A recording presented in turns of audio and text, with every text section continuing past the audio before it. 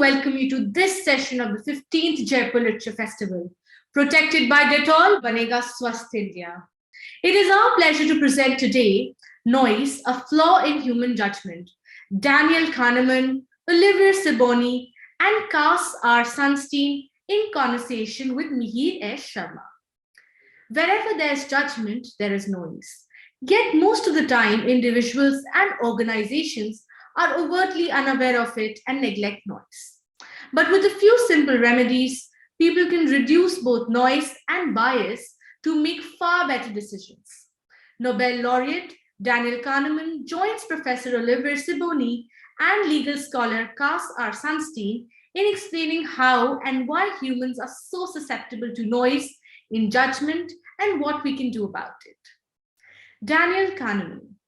Daniel Kahneman is the Eugene Higgins Professor of Psychology, Princeton University, Professor of Public Affairs, the Princeton School of Public and International Affairs, and the winner of the 2002 Nobel Prize in Economic Science and the National Medal of Freedom in 2013. Kahneman is the recipient of various other prestigious awards, including the Distinguished Scientific Contribution Award, the Warren Medal of the Society of Experimental Psychologists, and the award for lifetime contributions to psychology, among others. He is the author of the New York Times bestseller, Thinking Fast and Slow. Olivier Sibony. Olivier Sibony is an education track professor at HEC Paris and associate fellow of Oxford University's Saïd Business School. He has written 4 books, including the New York Times bestseller, Noise, a Flaw in Human Judgement, and You're About to Make a Terrible Mistake. Cass R Sunstein. Cass R Sunstein is the Robert Walmsley University Professor at Harvard, where he's the founder and director of the program on behavioral economics and public policy. From 2013 to 2014, he served on President Obama's review group on intelligence and communications technology. Winner of the 2018 Holberg Prize from the government of Norway, Sunstein is the author of many articles and books, including 2 New York Times bestsellers, The World According to Star Wars and Nudge. His other books include How Change Happens and Too Much Information. Mihir S. Sharma. Mihir S. Sharma is Director and Senior Fellow at the Observer Research Foundation in New Delhi. In 2019, he co-edited What the Economy Needs Now with Abhijit Banerjee, Geeta Gopinath, and Raghuram Rajan. He is also a columnist for Bloomberg in New York and an Aspen Fellow. Please feel free to send in your comments by typing them in the comments section. Do follow our social media handles to get notifications on the upcoming sessions. Please tweet using hashtag Jaipur Literature Festival 2022 and tag at Jaipur LitFest. Ladies and gentlemen, Noise, a Flaw in Human Judgement. Daniel Kahneman, Olivier Sibony, and Cass R Sunstein in conversation with Mihir S. Sharma. Over to you, Mihir. Hello, and welcome to the Jaipur Literature Festival. And we're online today with the three authors of Noise, a Flaw in Judgement. And the 3 of them, Daniel Kahneman, Olivier Sibony, and Cass Sunstein, are all of you well known, all well known to you. They've collaborated before, and they've written some of the most interesting books about how what we know about human thought processes impact decision-making, institutions, law, and government, and of course, business. And they're here today to talk about what noise is, how noise affects the way people make decisions, the way that institutions are constructed, and whether we have too much noise in our lives in terms of decisions. Now, the way that I'm going to do this is that we're going to ask the authors first to describe a little bit about what their thesis is, what is special about noise, how does it differ from other flaws of judgment, and then we're going to try and talk about some of the criticisms maybe that people who've read this book have about the idea. And Daniel, if I may start with you, could you run us through what you mean when you say noise in this context and how it differs and the difference that you have so carefully laid out in the book between what we are more concerned of on many occasions which is bias. How do noise and bias differ? Well, I should begin by saying that the word noise is used in many different contexts. And in particular, it is used for sampling error. It is used for chance environments. This is not what we mean. So when we use the word noise, we mean noise in judgment. We mean variability among judgments that in principle should agree.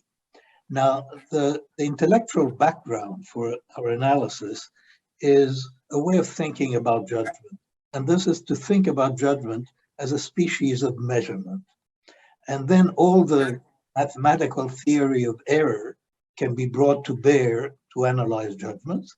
That theory goes back a long way, and actually the underpinnings go back to the beginning of the 19th century and to Carl Friedrich Gauss. When you measure an object repeatedly with a very fine ruler or another instrument, and the objects stay the same, but the measurements are going to vary. Measurements are never absolutely perfect. There is some error in any measurement. And now you can look at the distribution of error when you measure something many times, and the average error is what we call bias, and the variability of error is what we call noise. And it sounds quite simple, but actually it's quite difficult to get our heads around this. The word bias is used much more frequently than the word noise, and we tend to think of errors, the normal thinking about errors is that we attribute them to bias. We attribute them to biases. Noise, it turns out, is a very important source of error. And when Carl Friedrich Gauss developed the theory of measurement error, then it turns out, and it's the only mathematics I think that we're presenting, it turns out that the optimal measure of inaccuracy is the square of the bias plus the square of the noise. So in the theory of error, noise and bias have equivalent positions. But in the way that people normally think about error, it's all bias and people are not very attuned to variability. And that's how our enterprise begins with this analysis. Great, thanks. And I'm going to turn to you now, Cass, because the fact is that when we think about unfairness in institutions, and I think that rather than, errors may be the technical term, but if we are to get angry about noise sufficiently to address it, we usually, I think, are likely to frame it in terms of, oh, this is an unfair outcome, or noise leads to unfair outcomes. But when we think about unfairness in institutions, whether it's judiciary, as you talk about at length in the book, we do think of bias as more important. And at somewhere in the book, there's a lovely phrase where you say bias has more explanatory charisma, right? Which means that we like the notion, we like to be able to point out, oh, that's a biased set of people, and therefore their judgment is going to be problematic. So in order to get angry about this, Cass, give us some shocking studies. Give us some awful things that it turns out noise leads to, awful forms of unfairness, and some of them are genuinely awful. Okay, suppose you did something wrong. It violates the law in your country. And suppose you go before one judge and the judge says, you did something wrong, but it was a cold day or it was a hot day and your life is tough. You're on probation. Now, suppose you go to another judge who was maybe in a sour mood and the judge says, you did something wrong. I don't care if you've had a hard life, you did something wrong. You're going to be in jail for 4 years. That difference between probation and 4 years is scandalously unfair. It's observed all over the world, and it is noise. We don't have to say anything about bias to say that variability in what happens to someone's life is the product of a lottery, and that is the legal system in many nations. And it could be the weather, how their mood changes. It could be, as you point out, somebody's done a study on this, whether the local sports team has won or lost the previous weekend, and that can alter outcomes? Yes, so there are different kinds of noise. It might be within the person. So if it's a terrible day because the sports team lost yesterday, then you might be more severe in your judgment. You might be more pessimistic maybe about the prospects for a company doing well. Or it might be not about the weather or the sports, just you're a tough person and the other person isn't. And there could be patterns that you develop that are very much more severe than patterns other people develop. But it might be that you're not severe compared to the other person always. It might be that a shoplifter you're very tough on, but someone who, let's say, had a drug offense, not so much. And there may be someone else who says drug offenses are horrible. Shoplifting, that's kind of what sometimes happens. And all this can result in scandalous unfairness. And we've talked about the criminal justice system, but it can be about hiring, it can be about promoting, it can be about admitting, it can be about conferring benefits and licenses and permits on people. And I hope you're seeing why we're kind of excited about the topic. Right, and I'm going to turn to you now, Olivier, because it seems to me that when public institutions like the judiciary make this kind of error, it's hard to fix it. And we know that the internal accountability mechanisms for public institutions aren't always the best. But if you have this kind of noise and improper judgment, problematic outcomes, variability in outcomes, within a private institution or a for-profit institution like a business, I would have thought surely that the incentive to fix it is more. So do you see in real life the fact that businesses maybe are more agile at cutting down on noise? Is there a way to see if this is true? You would think so, Mihir. I mean, you would think that they would have an incentive to fix it and that they would want to. But first, before you fix it, you need to become aware of it. And one of the things that we have found that has shocked us is that it is actually very easy to remain oblivious to noise, to remain deaf to noise, to not be aware that there is noise in your organization. We take the example, for instance, of an insurance company where, for all intents and purposes, there are a number of interchangeable people making certain types of decisions. So there are many claims adjusters who are deciding on the value of the claim. There are many underwriters who are setting the premiums that you will have to pay for a given policy. And as noise would have it, depending on the happenstance of who your case happened to be assigned to, the claim that you have or the premium that you're asked is going to be very different. This obviously is costly to the insurance company because there need not be a bias. Maybe on average, it sets the right premium.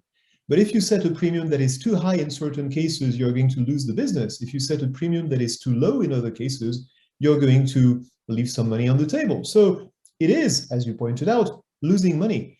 And yet, it's hard to become aware of this because if on average you're right, you're not going to see a glaring problem, you actually need to do a special experiment to become aware of this noise, what we call a noise audit, where you would take the same cases and give them to a number of different underwriters and measure the variability, and you will find there the same glaring variability that Cass was describing in the case of the judiciary, except that unless you look at it, you can remain unaware of it for a very long time.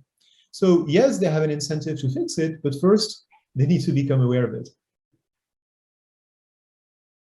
We're going to come in a bit, if we have time, to some of the ways that institutions, organizations, and maybe even individuals can become a little bit more aware of the noise in their own decisions.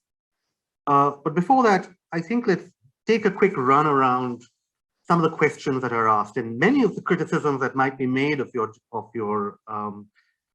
idea are answered to a greater or lesser degree in your book. There's a solid chunk in the middle that sort of takes on all the questions. It really sounds like you bounced these ideas off a lot of people, but I wrote down their disagreements before you finalized the book.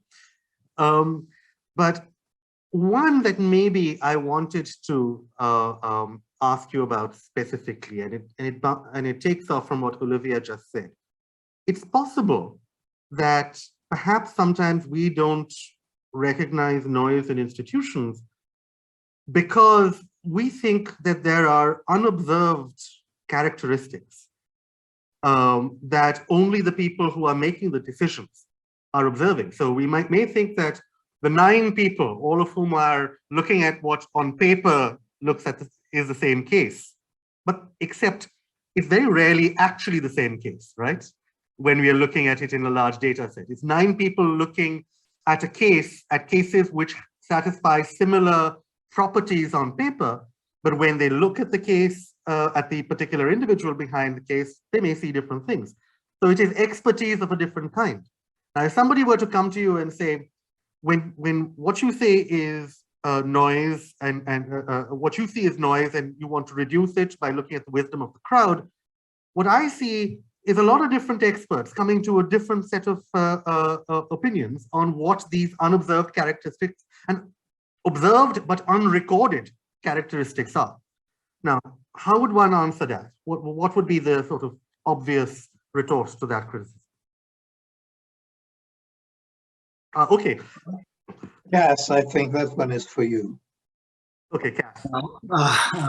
Well, okay, so suppose you give 10 people exactly the same person and ask, should that person be hired at your firm?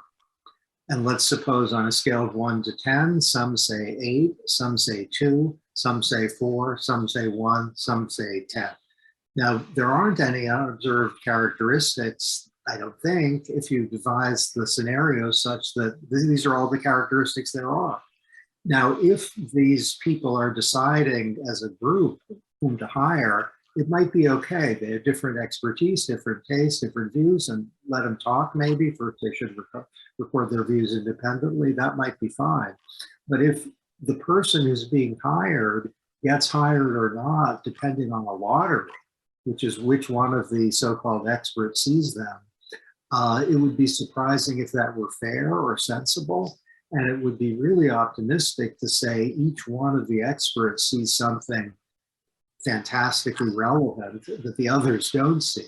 So a little bit of this enthusiasm for variability that turns into a plea for the brilliance of decision makers who see unobserved characteristics. It's a little like, it's a little desperate to say that in cases in which really the circumstances are the same before everyone.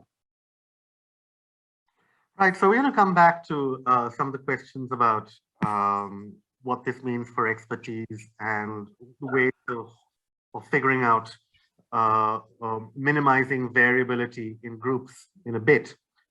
But first, Daniel, could you tell us a little bit about how maybe organizations don't understand the way that information.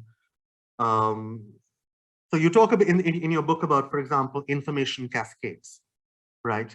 And how it is not always clear even within an organization what people's opinions actually are. So if in Cass's theoretical group of 10 experts sitting around, and you might not even be able to average their opinions, because sometimes people look at a particular piece of information. It depends upon who expresses an opinion first.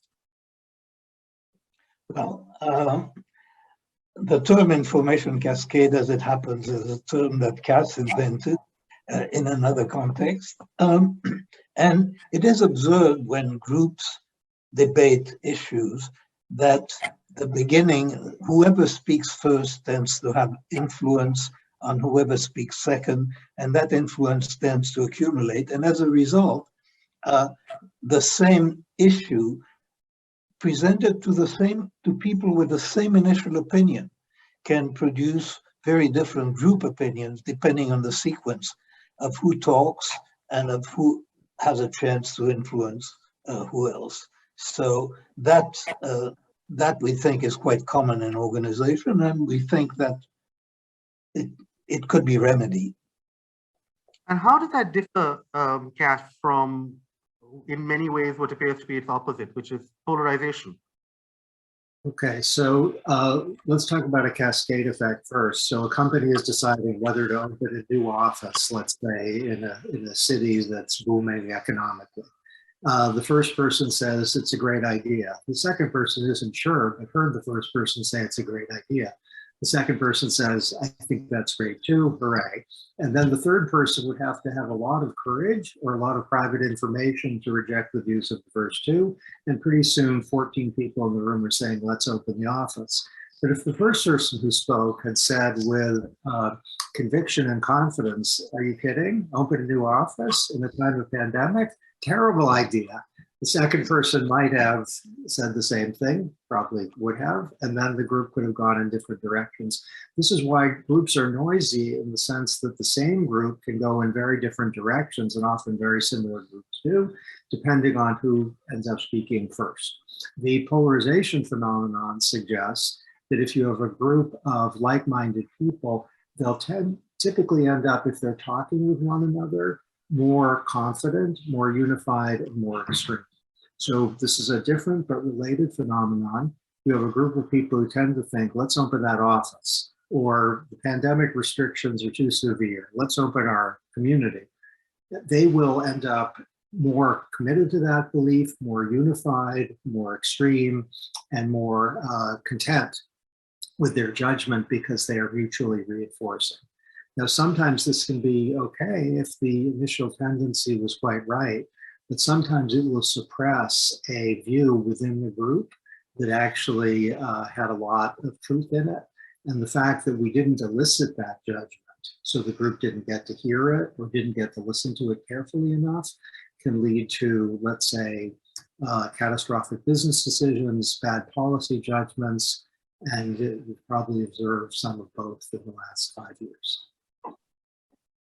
Well, I mean, Cass, maybe we have been brutalized and traumatized by the 2 years of Zoom meetings, but it seems to me that what actually happens when groups of people get together is that the second person can't wait to disagree with whatever the first person said.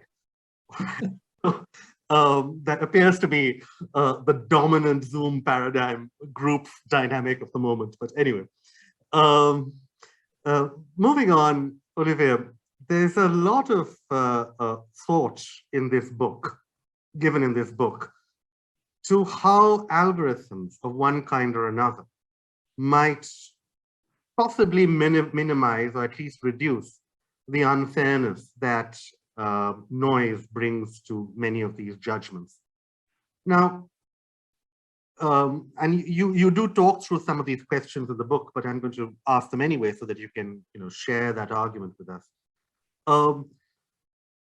There is a constant fear, and I think justifiable in many ways, that algorithms can, because of maybe the stock data they run on or the bias of the programmer, they can incorporate a certain bias into their programming or onto the data that they run, if it's a machine learning program, and that bias can therefore be expressed in its output, and so there's an unfairness in the choices that an algorithm makes.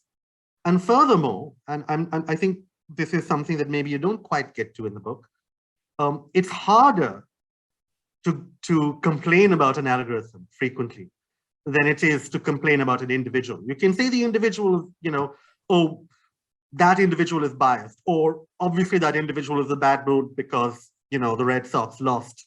But it's harder to say that about an algorithm. So sometimes in the book, you say algorithms are more transparent. Maybe you can criticize their outcomes. Is that really true? Well, let's take your questions in sequence. First of all, let's preface this by saying this is not a book that sings the praises of algorithms. That's not our point. Our point is human judgment is very important. It needs to be improved. It can be improved, and we give ways to improve it. But one of the ways to get inspiration, one of the ways to think about how to improve human judgment is to understand how algorithms sometimes are a substitute for it. So let's get back to what Danny was saying in the introduction. Error, if you measure it properly, is the square of bias plus the square of noise.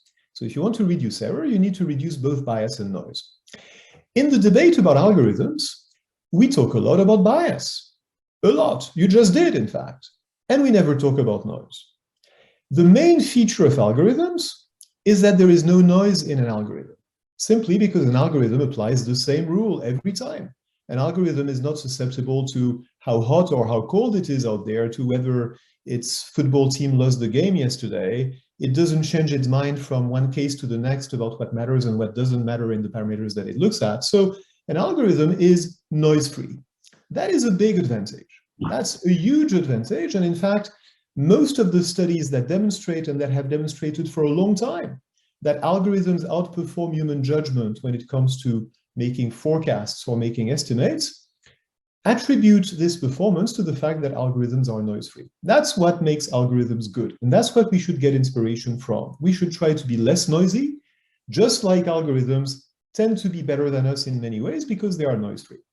Now, you raise a very important point, which is that being noise-free and being bias-free are very different things.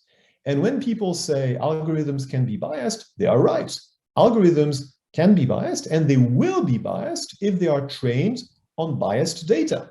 The famous examples that we've all heard about revolve around a common scenario. Say a company, for instance, Amazon, that was a famous example, develops an algorithm to select personnel. The algorithm is trained on the past decisions that have been made by the human employees of Amazon. It happens, as we discover on this occasion, that the employees of Amazon were biased in favor of hiring men, not women.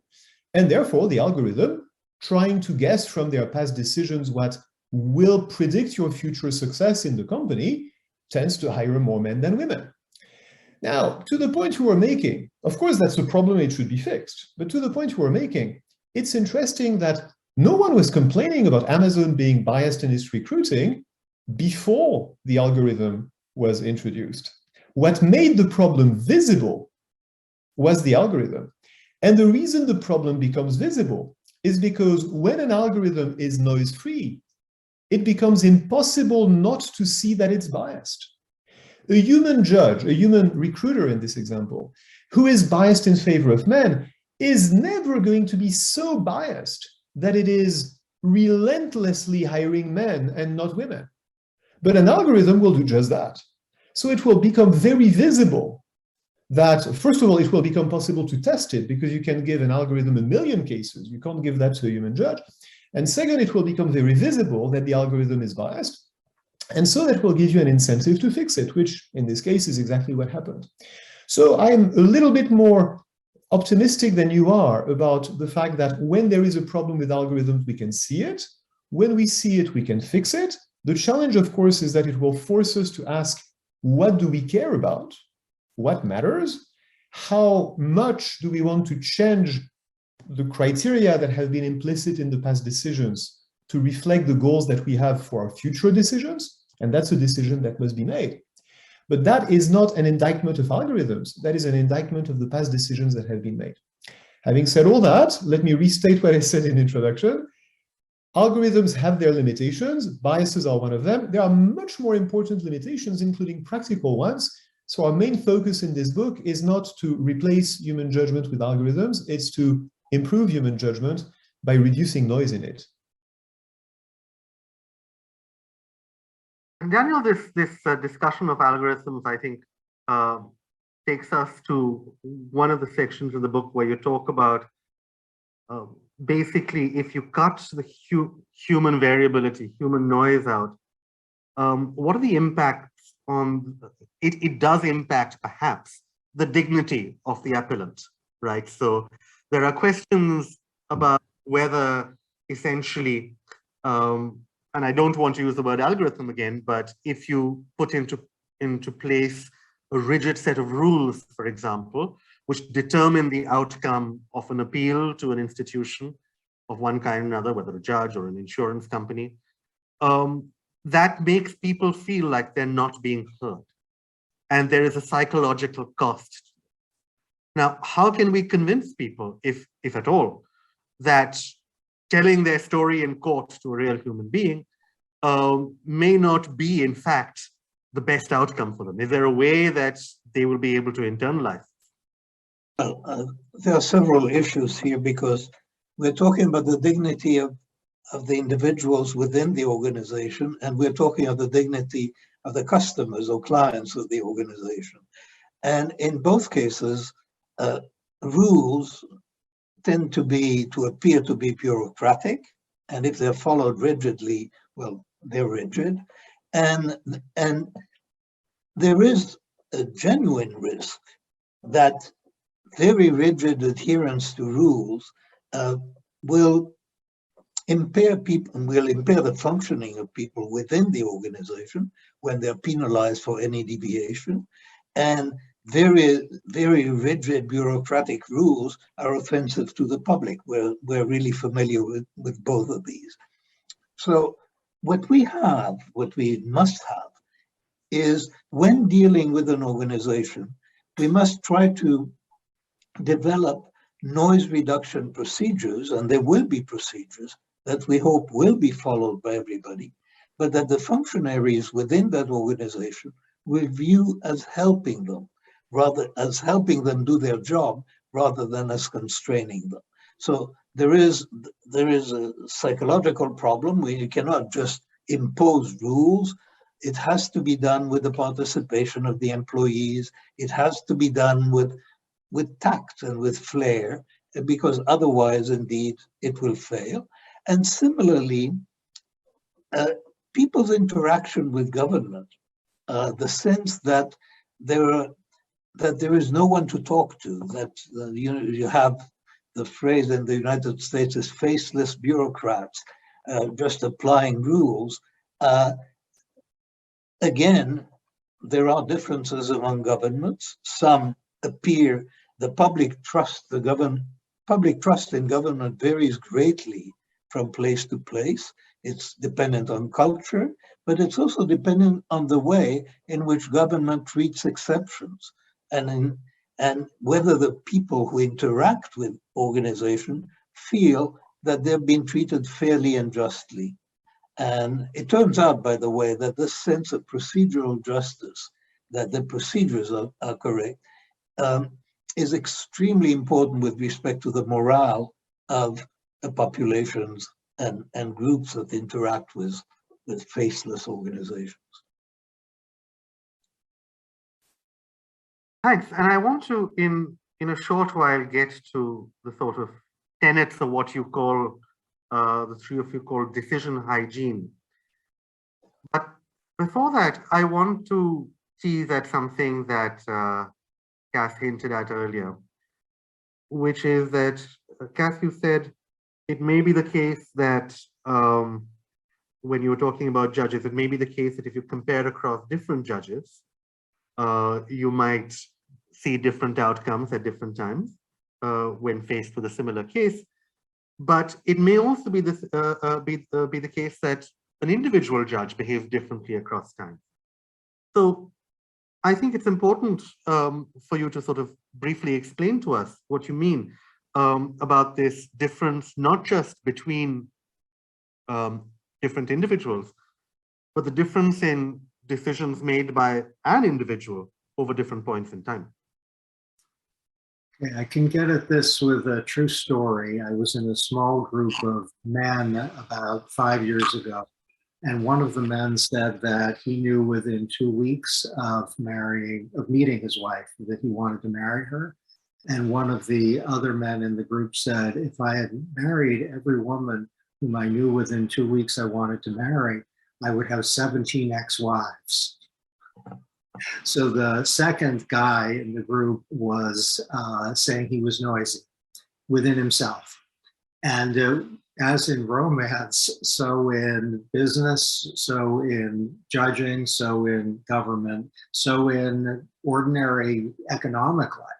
So if we are happy or sad, if we are angry or benign, if we are feeling optimistic because something good happened, if the pandemic got really terrible the last 2 weeks, or if it got really good the last 2 weeks, that might alter our judgment.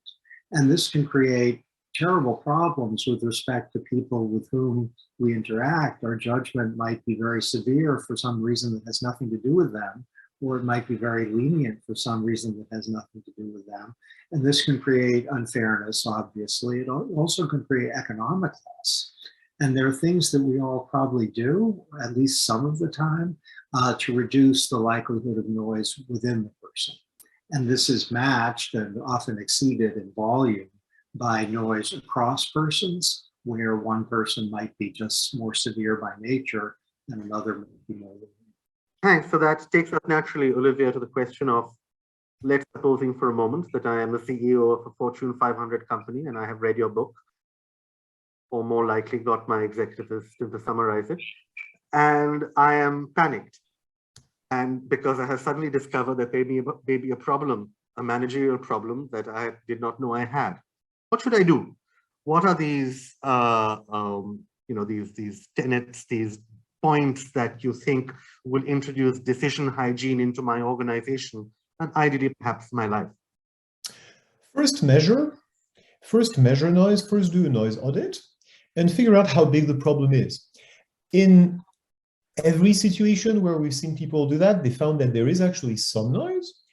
It may not be such a huge problem that you want to do something very costly to fix it, but then it may. So the question, and we try to be reasonably nuanced about this, right? This is an important problem, it's been underestimated, but that doesn't mean that you should eliminate any noise that you find at any cost. There is a trade-off between the cost of reducing noise and the benefits of reducing noise. First, measure it and figure out what it's costing you. Then, if you're going to want to reduce noise, there's a number of approaches you can take. We collectively call them decision hygiene, as you mentioned earlier. And the reason for this bizarre name is that it's a bit like ordinary hygiene, it's prevention. You won't know when you're applying decision hygiene precisely what mistake you're avoiding, precisely what noise there would have been if you hadn't washed your hands, as you're showing us. But you will know, and you do know, that it's a good idea, preventively speaking, to wash your hands. How would you do that? Basically, by putting in place procedures, processes that result in more robust, more reliable decisions, less noisy decisions. So we mentioned already one approach that you can have to do that, which is to average multiple judgments, making sure, of course, that those judgments are independent, not that you have groups with cascades of information. But if you take a number of people who, for instance, have interviewed the same candidate, and you make sure that they give you their judgments separately, you've got reason to believe that the average judgment of those people about the candidate will be less noisy than the judgment of one randomly selected person who has seen the candidate. That's one simple approach. It's usually practical. It's somewhat costly because, of course, having 2 or 3 people exercise their judgment is 2 or 3 times more costly than having just one person exercise his or her judgment. But it's an approach that people usually agree with because they realize that 2 brains are better than 1. That's one approach. Another big stream of decision hygiene, another big idea, is to introduce more structure, more discipline in the way the decision is made. And that basically means decide what matters to your decision, decide it in advance, and break down the decision into independent components. So to take the example of recruiting decision again, define what are the criteria that matter to your hiring decision, and try to evaluate those criteria separately from one another. If you care about the personality of the candidate, have one person evaluate the personality. If you care about their technical skills, have another person or another test to evaluate the technical skills, and then take the average of those inputs or have some way to aggregate those inputs, but make sure that they're independent of each other again. Those are examples, and there are a few more, but those are examples of the types of procedures that we're talking about when we're talking about decision hygiene. As you see, it's not about algorithms. It's not necessarily about very big, complicated things. It doesn't have to be bureaucratic. It's about introducing a little bit more discipline, a little bit more rigor, a little bit more hygiene in your decision making. And you know, when you talk about aggregating information, or aggregating judgment between people, again, I think about within an individual, and I think all of us, if we come across something we want to buy on Amazon, we say, okay, wait, I'll wait until if I still want it in the morning. All right, that means that I really do want it. So you are aggregating, 2 individuals, even when you do something as simple as that. We're coming to the end of this, but I'm going to throw this question open whichever one of you wants to take it. And if I were to say that, this is a book that argues people who say that they have great intuition, maybe they don't. And maybe if they were to sit back and look at statistics and try and find forms of objectivity that they hadn't thought about earlier, that would be good for themselves and the organizations they work with of one kind or another. And it would be fairer to the people they come in contact with. Would that be a fair sort of broad brush claim to make about your argument? Yes, certainly. We are concerned with the problem of errors of judgment, and we're concerned with one aspect of intuition, and this is the confidence with which rapid intuitions can come, that is the premature judgment. And one major aspect of decision hygiene, which we think would help mitigate both bias and noise, is what we call delaying intuition. Collect information, evaluate different aspects of information in a structured way, as Olivier was saying, and try to hold off on making a global judgment, because the judgments you make later, the intuitive judgments you make when they're delayed, are going to be more valid and more accurate than the judgments that you would make on first impression. So this is both bias and noise, we think, could be reduced if you adopt this type of decision hygiene. And thank all three of you for that. I really enjoyed this session, and I really enjoyed the book as well. And it was a pleasure to read, and it was full of very, very interesting insight. And again, thanks three of you for appearing with us, and thank Jaipur for putting it together. Thanks for an excellent interview. It was a pleasure. Thank you very much. Thank you. It's great. Thank you, Daniel, Olivier, Cass, and Mihir for a wonderful conversation. And thank you all for watching and being such a great audience. Please stay logged on to continue to watch with us the series of exciting sessions featuring a stellar list of speakers that have been specially curated for you. Sessions are ongoing across all three venues: Front Lawn, Mughal Tent, and Darbar Hall. Hope to see you in the next session.